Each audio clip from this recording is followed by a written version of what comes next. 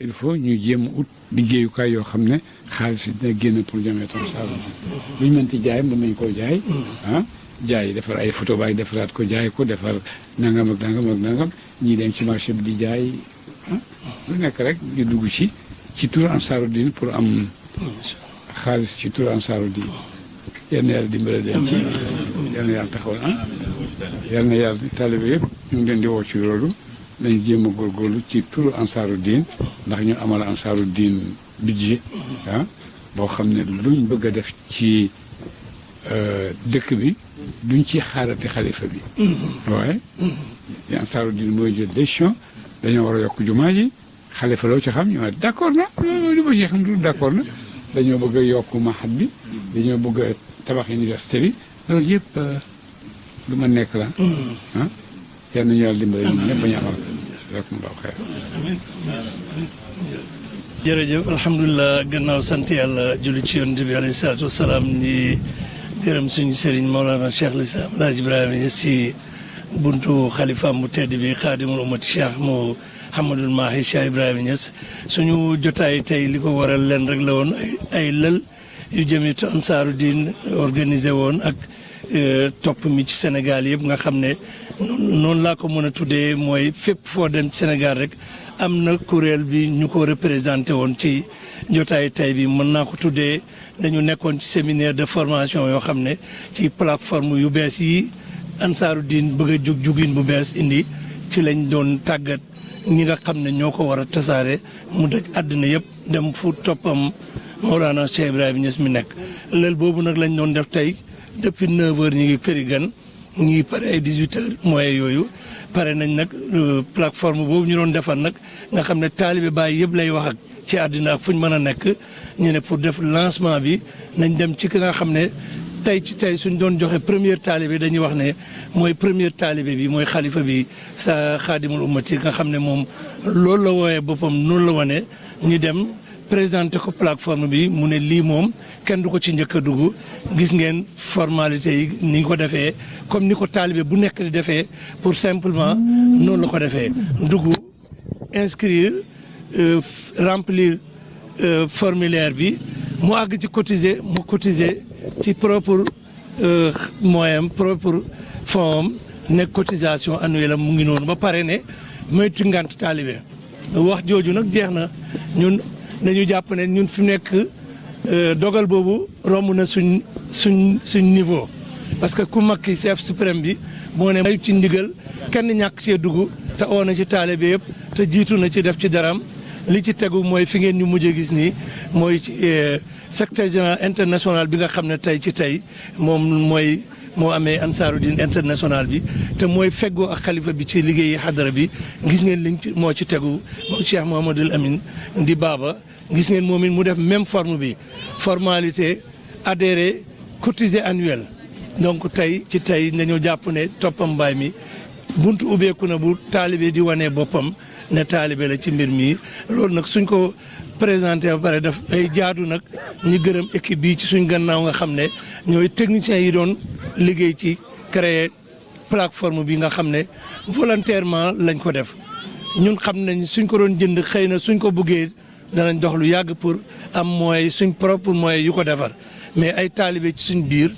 seen xam-xam màcc jëm ci loolu ñoo volontaire def sacrifice bi créer plateforme bi ànd ak équipe bu Ansaaru Din ci Sénégal yëpp tey ndëkk boo tudd ci Sénégal rek am na ko fi représenté kon lii mooy wane ne taalibe Baay uyu nañ oote bi kon nag démarré na tey désormais kenn ku nekk war na xool fan la fi nekk turam nekk rek mu inséré fa boppam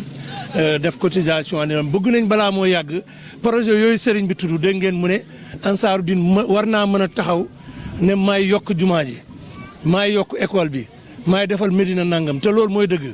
parce que su ko waxee du Ansaaru Din jëmmi nit mais Ansaaru Din taalibe yi lay wax mooy ne taalibe yi war nañoo mën a taxaw yokk jumaa ji yokk bayal bi yokk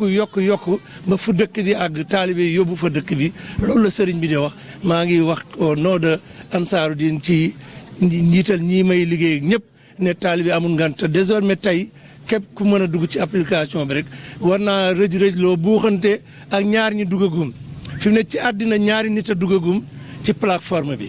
mooy xalifa bi ak Cheikh Mamadou Amine ñu ngi ñi di dox jëm ci imam Cheikh moom lañ bëgg mu ñetteel leen suñ paree ñoom kuñ joxoñ ci ndigal rek danañ ci topp waaye li ma jàpp mooy ñun ñii ñëpp dañ bokk ci ñiy buuxante pour bokk ci ñiy topp ci ñoonu. di gërëm presse bi parce que liggéey bi presse bi daf ci am rôle gannaaw liggéey bi yëpp nag presse bi mooy wan àddina bi te leen lii xewoon na Medina Baye te li ngeen ñu wan tey wan nañu ne pare ngeen pour def loolu parce que depuis ce matin ngeen dajale seen caméra dajale seen ay dictaphone journalistes yi ñëw ngeen topp ko ba mu pare foog naa ne bu ngeen ko wanee nit ñi kenn du am ngànt plateforme bi dafa am ci lum ñuy yóbbu dañoo am ñetti mbir yoo xam ne dañ koo bëgg a defal solution te sëriñ bi Cheikh Ibrahima Niass moo ko waxoon dafa bindoon lettre ci 1960 sos Jamiyatu Ansaaruddin nee nañ ca 49 muy dox ba 64 benn ziare mu def fii ziare boobu taali bi mu ngi fii ci rajo yeeg télé yi nit ñi di ko gis àddina yëpp ñu dajee mu bind benn lettre publier ko toog ñu jàng ko secrétaire boobu doon ko jàng secrétaire am bi du Oustaz Ibrahima Mahmoud Diop mu am wax bu am solo bu mu wax moo xam ne dafa baax ñu ciy dellu ndax taalibe yi mu ne bàyyi li mu def mooy dagg lay taalibe bu bëgg a sàggan ëllëg ndax bind ci kayitam signé ko def ci casier toog dajale àddina yëpp ñu jàng ko ci kanamam taalibe yooyu toogoon bàyyi jàng lettre sant leen dara képp ku bëggoon a sàggan bu sa xel dajee loolu doo sàggan mu ne bëgg na suñu àggee ci xam ñaata bokk ci association boobu muy Jamiyatu Ansaaruddin xam ñaata ñooy taalibe bi mu ne ñuy doxale suñ jamono di doxee loolu mooy dëppale suñ doxin ak jamono ku nekk xam na ni àdduna développé soxla ay économie moyen soxla lu nekk ci ay yoo xam ne ay moyen économique moo koy def loolu su fekkee dañ koo jël bëgg koo dëppale waxi sëriñ boobu daf ñu yóbbu ci plateforme bu mel nii nga xam ne benn danañu permettre ñu def recensement taalibe bu nekk mën naa inscrire tey bu duggee ci plateforme yi boppam bind tuuram bind nangam filier boppam su fekkee am na recouvrement ay cotisation ak contribution taalibe bi mën na koo joxel boppam kenn du dem laaj ko ay laaj na addiyaay sëriñ bi bokkut romb nañ foofu léegi liñ bëgg a defal sëriñ bi mooy kenn ku ne lamb sa bopp sa ñaq ne lii maa ko def ci tabax bii ñu bëgg a defal xadara bi loolu daf ñu yóbbu danañ def recensement danañ def contribution yi recouvrement contribution yi alors dinañu yóbbu tamit ci développer réew mi xam nga ñun tabax bi ñuy wax du tabax jumaa ji du tabaxal sëriñ bi kër sëriñ bi am na kër am na ay kër am na ay oto am na lim soxla waaye bu ñuy wax ci tabax ci gis-gisu Baay tabax àddina bi la ñuy wax yëkkati Sénégal ñoŋal lislaam defar école yi dimbale njàng def loolu pour ñu def ko ku nekk xam na ne association ay membre am dañuy dajee di dajale boobu lañ formaliser ci plateforme boo xam ne membre bu ci nekk liñ ci war a joxe da nga am foo ko dugal te dina yegg fi mu war a yegg dootu yóbbu li jamono di wax diw lañ jox suma xaalis mu lekk. Ansaaruddin am na compte bancaire boo xam ne ñëpp Sénégalais yëpp ci am ku ci bëgg a dugal ñaar dërëm mën nga ko cee sànni suñ koy utiliser dana jaar ci façon boo xam ne ku nekk xam ne xaalis boobu nit mënu koo jël fajee ko soxla ci xadara bi rek la mën a dem kon lii moo waral plateforme bi formalisation daal lañ nekk ak digitalisation comme ni ko jamono laajee équipe bii fii laay jaaree gërëm équipe bii nga xam ne ñoo créé plateforme nga xam ne ay taalibe la ñoo xam ne dañoo jàng seen xam-xam màcc ci lii man bi ma toogee ak ñoom li ma njëkk apprécier mooy gëm naa ne ñii Sénégal sax mën nañ ko yóbbu fenn ndax liñ doon wax xaw ma woon lan la mais biñ ko définir ba mu mën koo laal xam naa ne liñ doon wax soriwul ma man maa ko xamutoon te ñoom xamoon nañ ko donc ñu ngi gërëm ñëpp di sant ñëpp di gërëm suñu sang Maolana Cheikh Ibrahima mii nga xam ne Cheikh Babali moom la ñu booleeg mbokk suñu cabinet nekk suñuy conseil nekk ci soldats yi nga xam ne laxasaayu na pour li nga xam ne mooy bëgg-bëgg sëriñ bi ci mbir mi moom mu joué li mu war a joué ku mel ni Cheikh Moustapha Mahi ak demeet mboolem usra bi mboolem njabooti sëriñ si ñëpp engagé wu nañ ci imam Cheikh moom Cheikh Mamadou Mahi porte parole ñëpp a ngi ci biir lii ñuy wax daal tey ci tey désormais lancé nañ ko fii nii ñu toll kenn ku nekk boo jotee ci plateforme bi mën ngaa dugg léegi sa bopp contribuer. L'objet de notre rencontre aujourd'hui était de partager au nom du Bureau national avec l'ensemble des groupements départementaux Ansaaruddin qui sont au Sénégal et le volet extérieur parce qu'il y a certains groupements qui sont à l'extérieur, de partager avec eux la plateforme que la Jamiyatu Ansaaruddin vient de créer récemment pour digitaliser la gestion administrative et financière de l'association, mais également pour répondre à l'une des recommandations de Cheikh Ibrahim Niass dans sa fameuse lettre circulaire de 1964 dans laquelle il disait qu'il appelait l'ensemble des disciples à s'inscrire dans la Jamiyatou Ansaruddin au point que, sachant le nombre de membres, on saura le nombre de ses disciples. Et qui sait l'importance de la statistique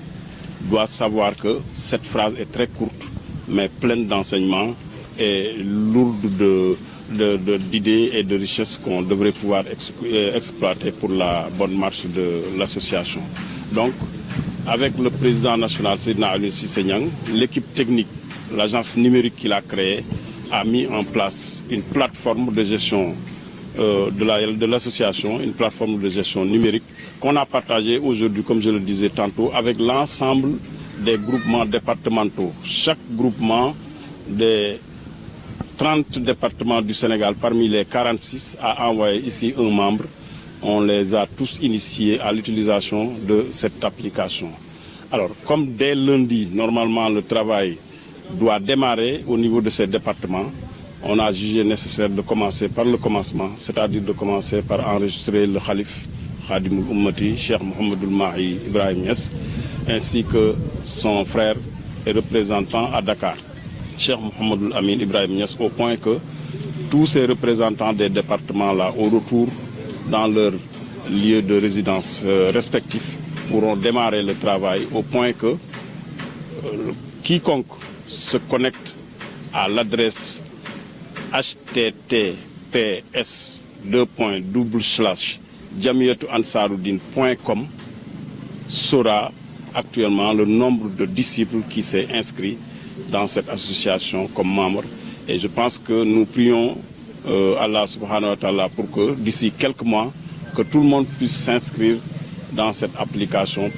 pour qu'on puisse atteindre cet objectif que Cheikh Ibrahim Niass nous avait fixé. Le seul message qu'on va reprendre, c'est le message du Khalif qu'il a donné lui-même tout à l'heure.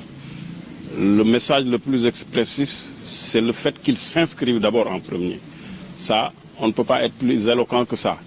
Quiconque aujourd'hui se réclame disciple de Cheikh Ibrahim Niass, sachant que lui-même il s'est inscrit dans cette application, normalement ne devrait plus tarder à faire de même pour être dans les mêmes groupes, dans les mêmes lots, dans les mêmes associations que ce dernier. Et donc ça, je pense que c'est vraiment l'appel que nous lançons à l'endroit de tous les talibés et nous osons espérer que tous répondront favorablement à cet appel pour qu'ensemble, que la Jamiyatou Ansaruddin, derrière leur guide religieux Cheikh Ibrahim Niass, puisse vraiment marquer l'empreinte de sa contribution dans la construction de l'humanité. Ça permet de recenser, ça permet de collecter des cotisations, ça permet de générer les cartes de membres des talibés. Quiconque s'inscrit aujourd'hui, si tu reçois un message et que tes droits d'inscription, tu les payes correctement, tu peux avoir déjà ta carte de membre Jamiyatou Ansaruddin version électronique dans ton téléphone ou bien dans ton ordinateur, le temps que cette carte soit imprimée pour que tu l'aies physiquement.